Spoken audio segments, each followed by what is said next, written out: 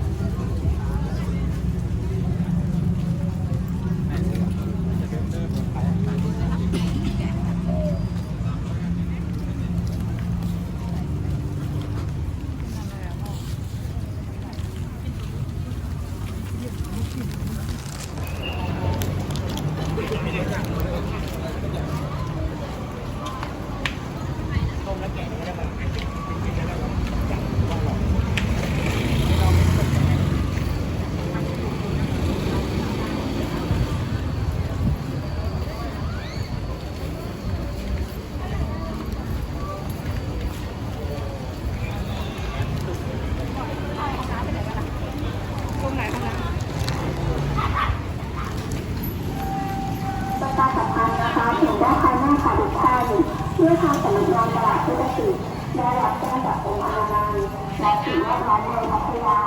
ว่าทางตลาดพุทธศิลป์มีเศษขยะในจำนวนมากและขยะจึงเป็นบนการถนนทำให้ถนนกระเบิดทางสำนักงานตลาดพุทธศิลป์จึงขอความร่วมมือให้พ่อค้าแม่ขายท่านให้เก็บรวบรวมขยะและได้เป็นเรื่องของขยะที่ทางสำนักงานได้จัดเตรียมไว้ให้ด้วยค่ะ